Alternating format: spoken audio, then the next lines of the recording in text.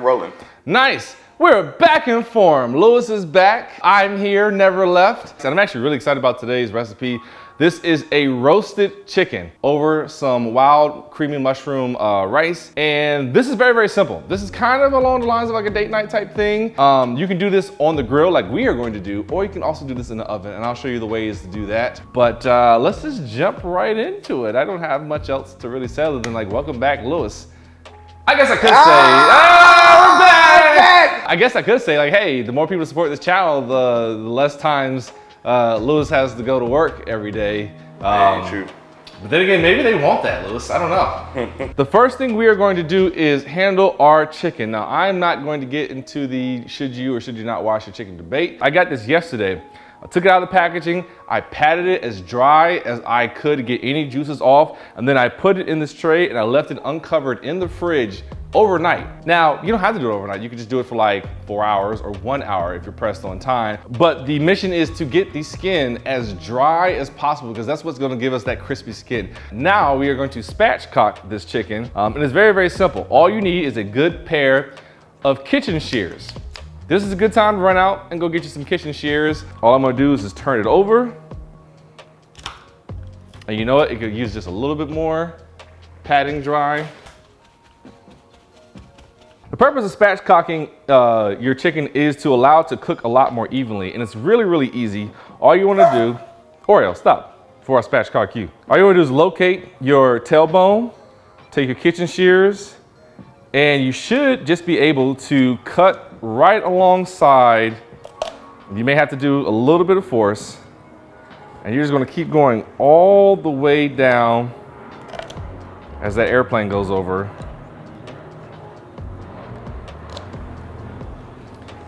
To the very end, and then you're going to come back and do the exact same thing on the other side of the backbone.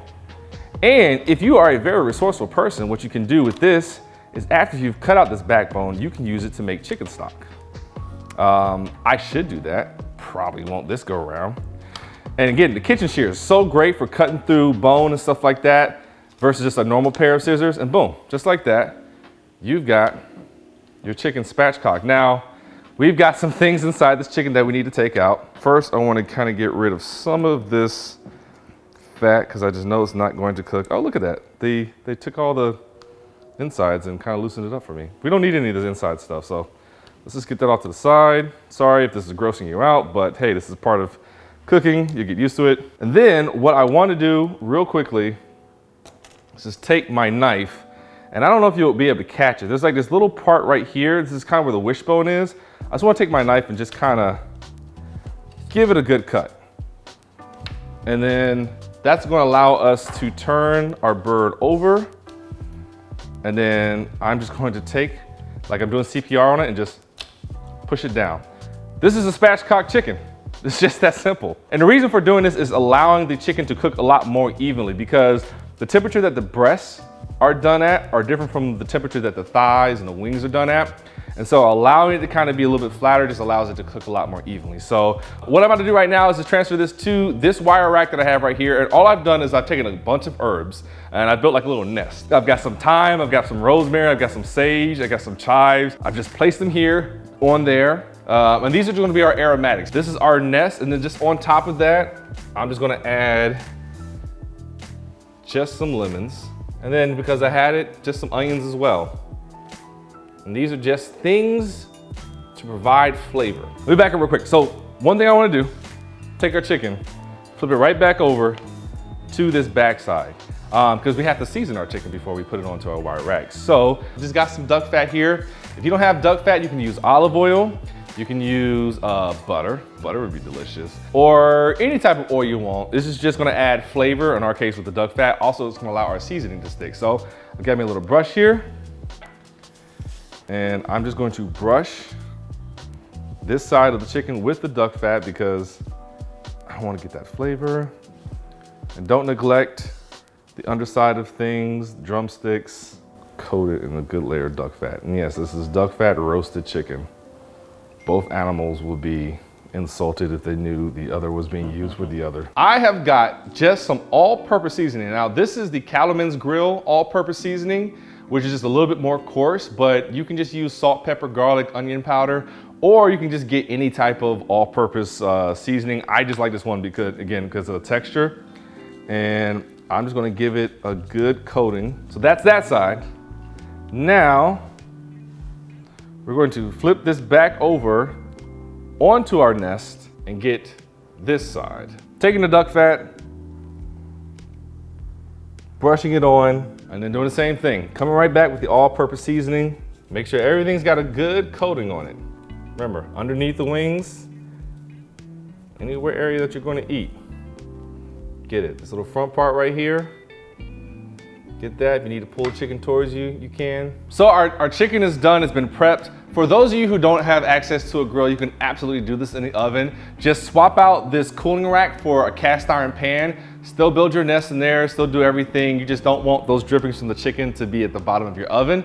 Otherwise, this is the exact same thing. And for those of you who are like a little bit intimidated by the process of spatchcocking maybe, or you don't have kitchen shears, you don't have to do this. This is just something that I do. You can just take the chicken and it'll have that cavity there once you take all the stuff out. Just stuff it with like an onion and some herbs. You just want to create something in there, some type of density or volume in there, and it'll just help cook it a lot more evenly than, say, if you left that cavity empty. But in the meantime, we're gonna get started on our rice because our rice is going to take probably like an hour to make, but it is so good along with this chicken. And without further ado, let's get started. Still using that same duck fat.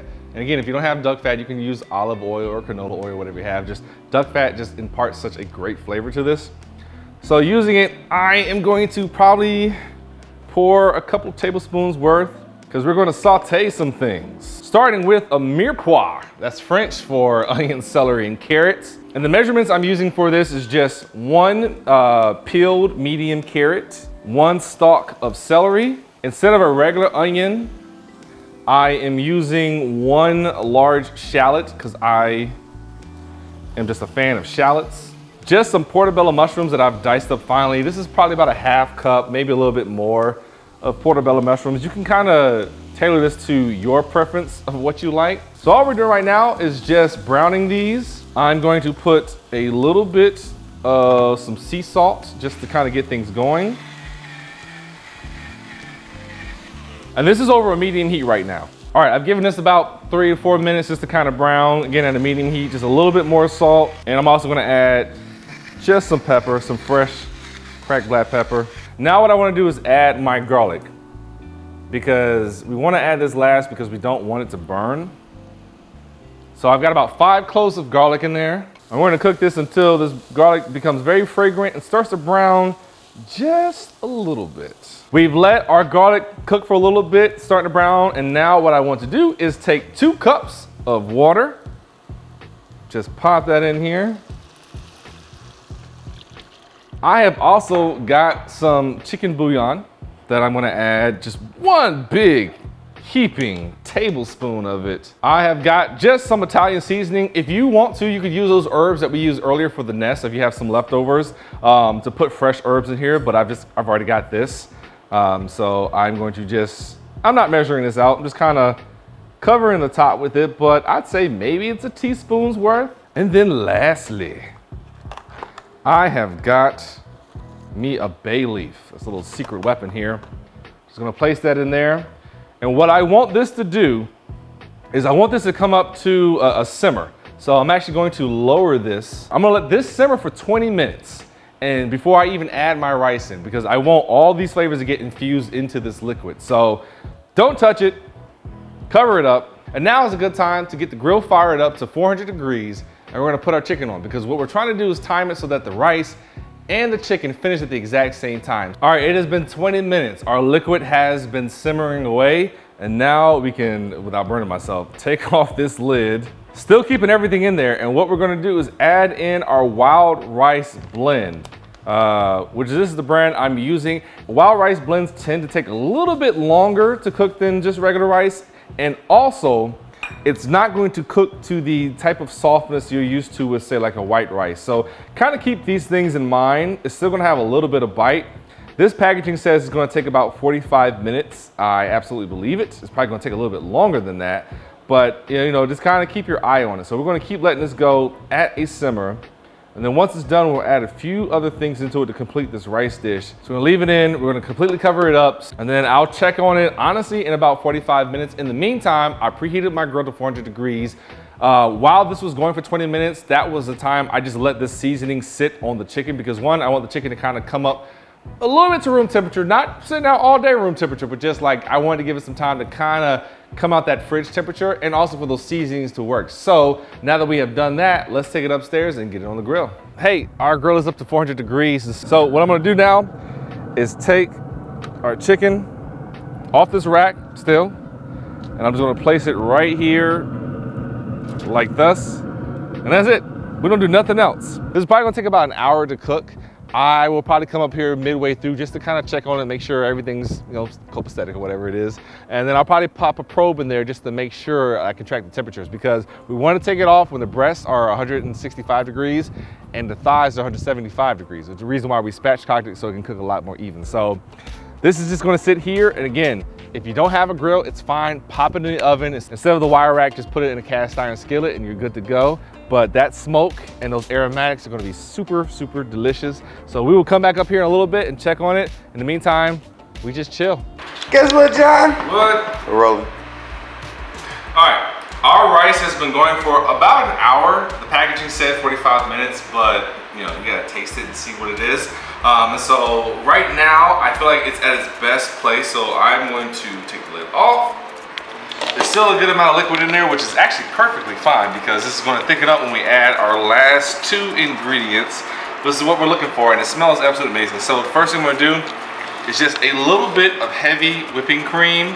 I'm going to do, I don't even know if it's going to be about a 1/4 cup. I'm just going to kind of just do it a little bit at a time. But the idea is a 1/4 cup. I'm not measuring it. I'm just kind of going by feel. And then lastly, I've got some Parmesan cheese left over from another cook that I'm just going to use.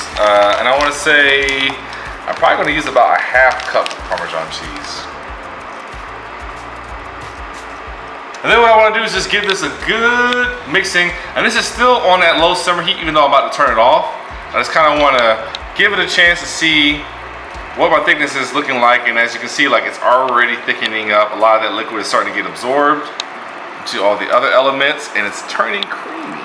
I just turned off the heat, and now what I would like to do, because we're still waiting on our chicken to finish, is just close that, put the lid back on, keep it warm. It has been probably just a little over an hour. I checked it every 10 minutes once it got to the 45-minute mark, but our chicken, I believe, is done. So let me lift this up. It smells delicious. And let's just bring this over here real fast because I want to check it. 165, 169 in the breast, which is perfect. Let's check the thighs. I know the thighs are good because I see all the juice coming out. 180. This is a great bird. So what we're going to do right now is just take this downstairs and let it rest for at least 10 minutes before cutting into it. Do not cut into this right away. Otherwise, all that juice is going to come out of the bird and you do not want to do that. So discipline. But this is the perfect time because now we get to plate, which is my favorite part of doing this entire process.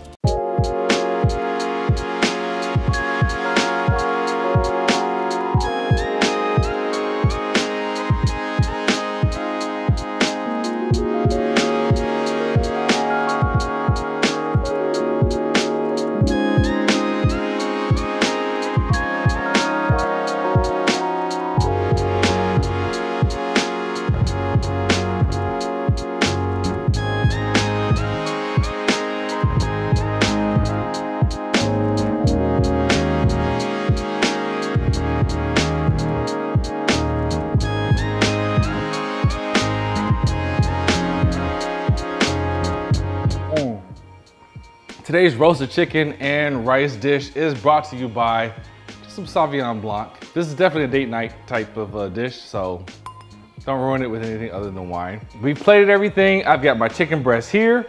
I have got my rice and my chicken thigh and chicken drumstick here. I don't know where to go first, although this rice is so damn good. I guess I already answered my question.